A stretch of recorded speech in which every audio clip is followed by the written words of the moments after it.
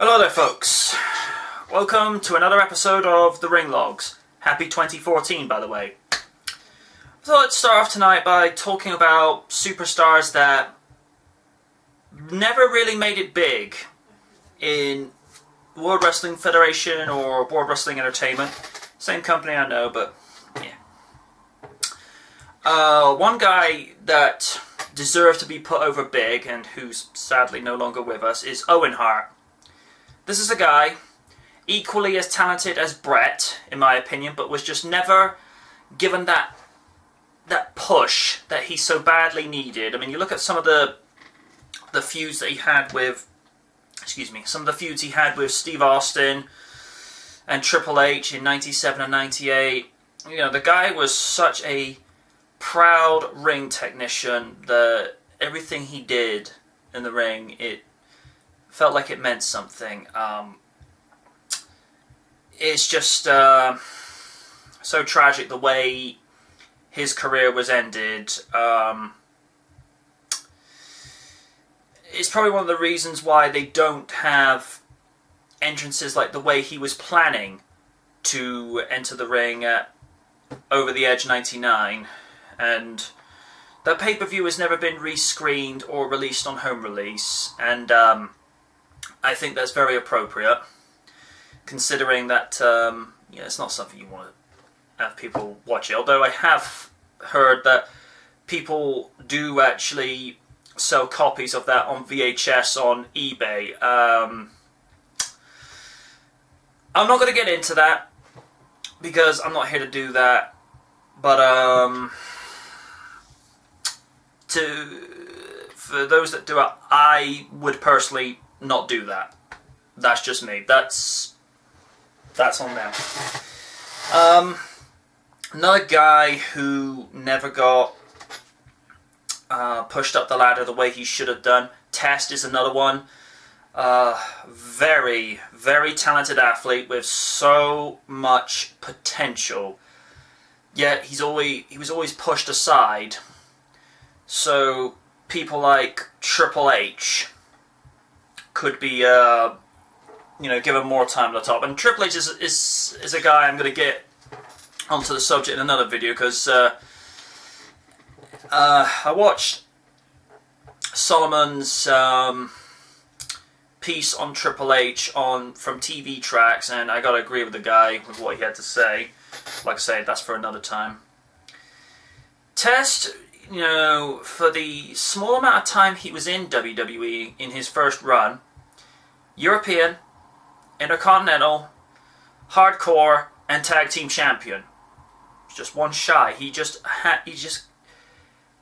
If he'd been allowed to win the ECW Championship at Royal Rumble 2007 against Bobby Lashley, which I have to say was not the greatest world title match I've had the privilege of seeing.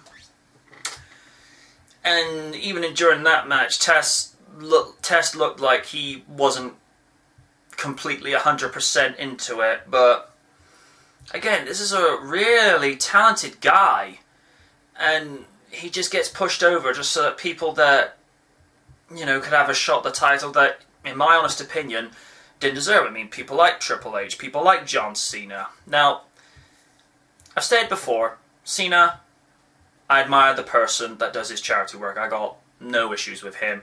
The wrestler, overbaked, overdone, not going there again. And I mean, some of the funnier things I remember about Test was when former diva Stacy Keibler, who I miss so badly in WWE, because she was one of those female talents that she didn't have to be necessarily smutty or too suggestive to get over. I mean, she was just beauty, but there was more of a cute innocence to what she did, as opposed to, say, someone like Dawn Marie. I mean, Dawn Marie's hot. I'm not going to question that, but I kind of liked, the talent to be, how should we say, beautiful, but not having to oversell. It's like, here is what I am. That's it. And it was when she came up with the calling tests fans testicles. And the funniest memory I've got was it was late 2002 on Raw, and Stacey came up with this idea, pitched the idea to Test. The Hulk Hogan has his Hulkamaniacs and The Rock has his people. They're like, you have testicles! And the funniest thing was, I remember, I think it was late October, early November, and she gets him to do a quick ring promo, and he's sort of reluctant to say, I just love my testicles! And there's Goldust in the ring, laughing himself into a fit, and he puts his hands on Stacey, and Tess just goes, don't you ever touch one of my testicles again. And JR, I gotta love JR for this. He just simply says, that's good advice, I'll heed it. I'm like, I'm sat on the sofa at the time, about 2 or 3 a.m. UK time, and I'm trying not to laugh and wake everybody, because I'm just losing it. He was a guy, like I say, never truly got big. Val Venus never really got propelled to the top the way he should have been done. I mean, this is another guy who should have had at least one world title reign. And you look at some of the other guys in WWE right now that should really be pushed to the top and really know what it feels like to sample the feeling of what it means to carry a brand or the company on their back. Edge has done it very well, I might add. I mean, may not have carried WWE, but he carried SmackDown successfully on his shoulders. He was a very, very competent champion and a nice alternative to John Cena. Because with Edge, he was very rough with what he said, but what he did say, it was just straight to the point, down the middle, and he didn't bullcrap people. He just told it like it was, and it's very refreshing in this day and age, as opposed to trying to force an idea on people or to have something that's shoved down your throat. It's like, we've been there and done that so many times before.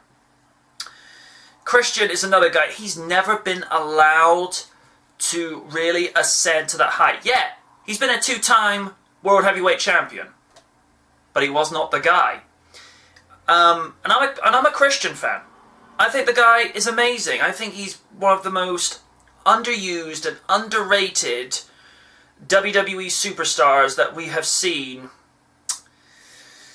in the last 16 years, since he debuted at Judgment Day 1998 when he beat Taka Michinoku for the WWF Light Heavyweight Championship, which I'm a little bit annoyed that they didn't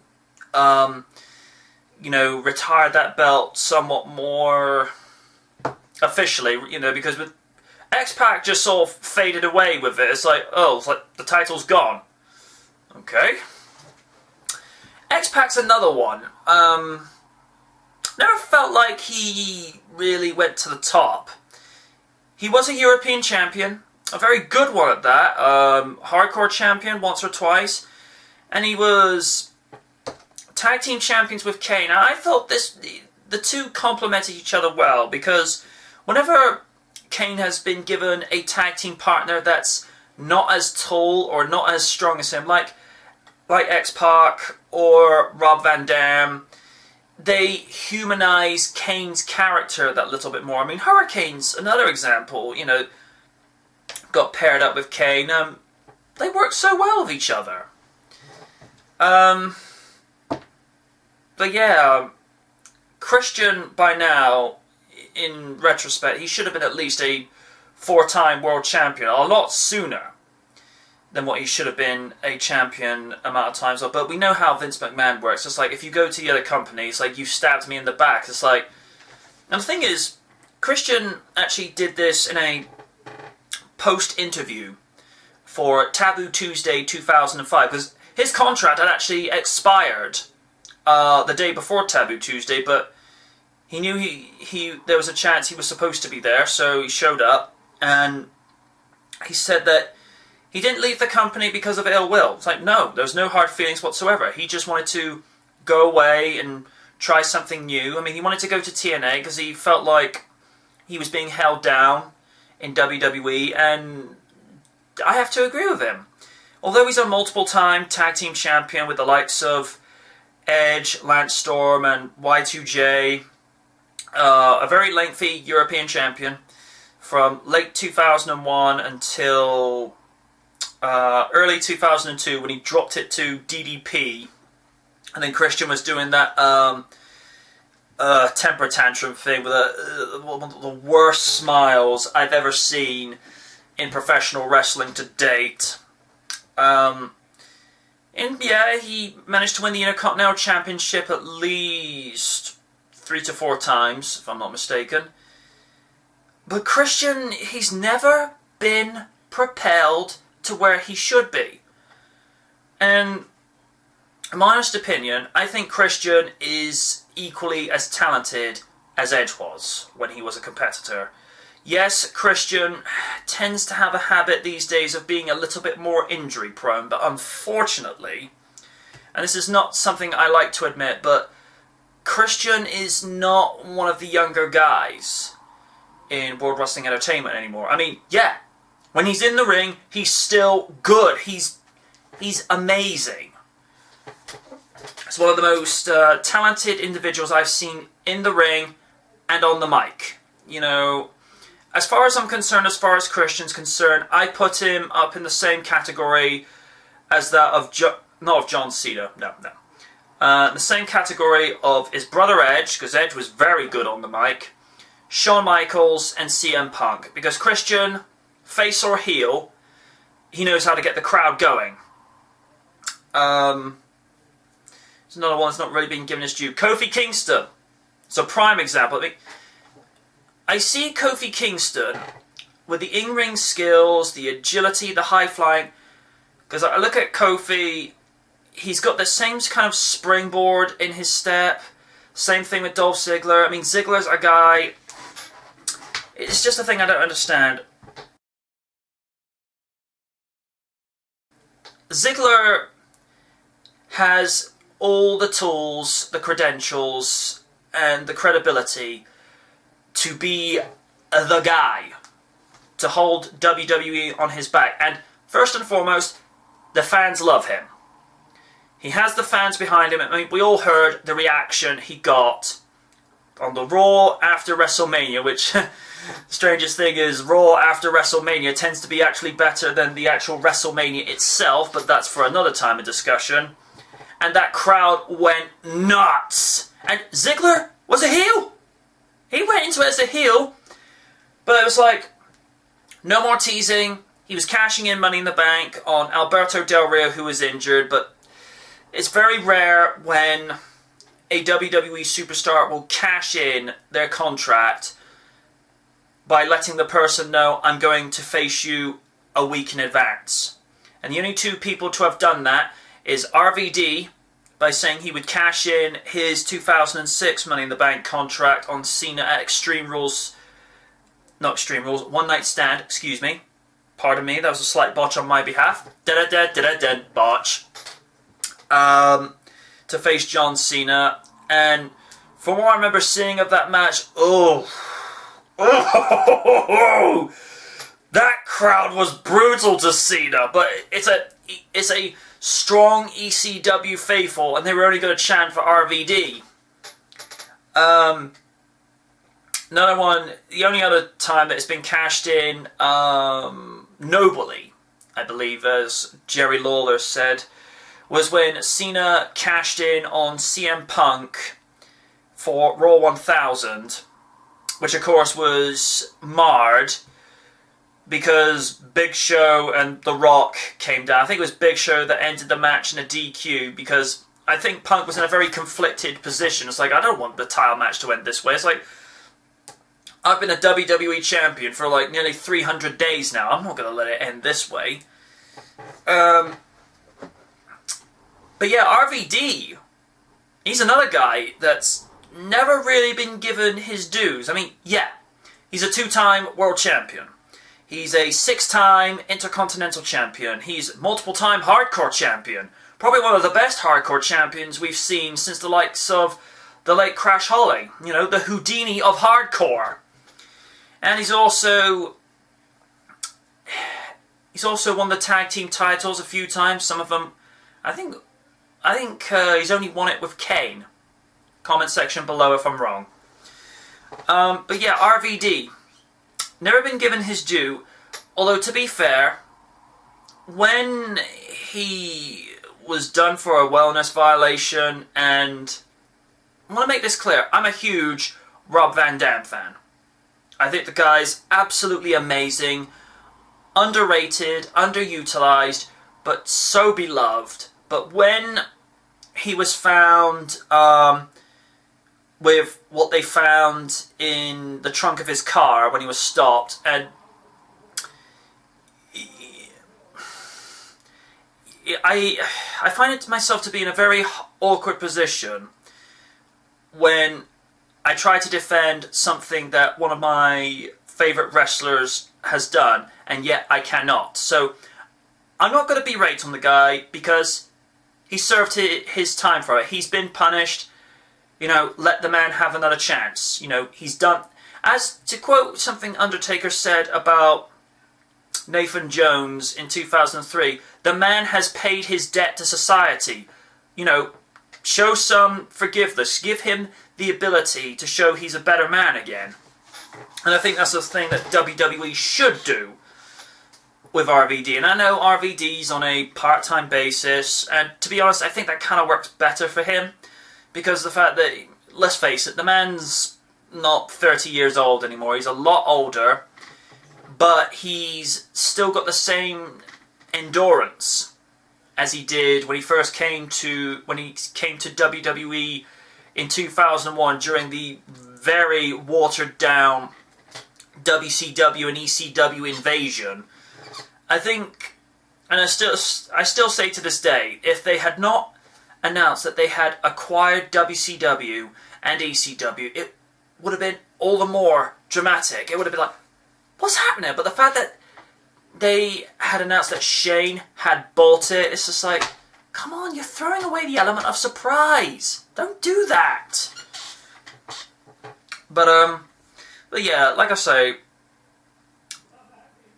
RVD's served, you know, he's paid his for, you know, for what he's done. You know, I'm not going to narc on him any further, because that was 2006 and it's now 2013. You know, it's like, come on, leave it alone. But they're not going to do that, because as far as they're concerned, once you've screwed up once, you've screwed up for all time, which I think is completely wrong. Since they allowed Triple H to have as many redemptions for some of the for the failures to be able to captivate the audience. Now, I'm going to say this: Triple H is a great wrestler, but he is, as Ed Sullivan said, he's not the guy. He never was, and yet he seems to have this notion that we all want him on screen. It's like, no, we don't. Who's another few that never really achieved prominence the way they should have in WWE? I mean, Stacy Keibler, I go and say she's one. She never reached the heights that she should have. Although, I will say this. Evidently, I think it was late 2002, the writers actually slated her, and I say this... Actually, no, let's change that. The writers wanted to put her into a position where she would become WWE Women's Champion, and she was supposed to defeat Trish Stratus, to my understanding. and she turned it down. Not because of injury or whether she was in the right frame of mind. Her words, and I quote, "It should go to someone more deserving because, you know, I do not feel like I deserve to be the champion. My character may say so, but I as a person feel that someone like Trish Stratus is more deserving." And I think that's what makes Stacey, to me, at least, so much, so classy. You know, a lady with integrity. And George Clooney was a lucky you-know-what. But I felt like if they had just trained her, you know, just to be at, let's say, like, at Mickie James's level, or even Tori Wilson, because Tori could wrestle a good match. I felt, and I've said this so many times, Tori had the potential to be a champion. She had it quite easily. But I felt like they missed the boat with Stacy Keibler because she had the looks, she had the athleticism, the fans loved her. And she was one of those faces that as soon as you saw that face come into a room, it's like you could be having like the worst day and you're like, "Hey, how you doing?" You know, she could put a smile on anyone's face. And Tori Wilson's exactly the same. I felt Stacy Keibler was better on the mic than Tori, but that's just my personal opinion. Not saying Tori was awful. Stacy was just this little bit better. Tori would have looked good with a title around her waist, on her shoulder. Because when you look at the match quality she had, and she was put over on SmackDown in 2002 and 2003 as the main lady in terms of ring competition. They made her compete in the bikini contest because what else was there to do for her other than to wrestle? And like I say, the Women's Championship was on Raw. And Trish Stratus was, you know, Raw's #1 diva, and rightly so. But if they had just introduced the Divas title in 2003, then Tori Wilson would have had something she could look back upon. I mean, yeah, I'm sure she's got wonderful memories of her time in World Wrestling Entertainment, but I felt like, what if they just gave her a title? Just once, just to say that I did something. And looking at some of the roster that they've got now, I mean, Oksana has never held a belt. And I have noticed she has been getting a little bit better. Please don't put the belts on the Bella Twins again. I mean, they've improved somewhat. I will grant them that. But they are not championship material. My opinion. Natalya is someone they don't use. She's grossly underused. Tamina, another one they don't use. Caitlyn, what has she done since dropping the title to AJ back in the summer of last year? What has she done? Because I felt she was more than a competent Divas champion. She was in the right place at the right time, and to me, she kind of embodied the best of both worlds. She had this kind of physical, dominating presence of Beth Phoenix, but she had the beauty and the beautiful charming appearance of Stacy and Tori. My opinion only. AJ at the moment is where she rightfully needs to be. She is the #1 diva. And I hope she breaks Maurice's record because it stood long enough. Probably a few more weeks and she will have been the longest reigning Divas champion. And I stand behind my declaration when I say AJ Lee is this generation's Trish Stratus. And I say that as a compliment, because you look at the little mannerisms and the way she sells her character. She goes in and sells the moves. AJ has the same talent, passion, determination, and drive as Trish Stratus. But yeah, that's been this week. That's been this episode's ring logs for underutilized talent, and talent where they rightfully, and the talent where they have been pushed and deserve to be where they are. Until next time.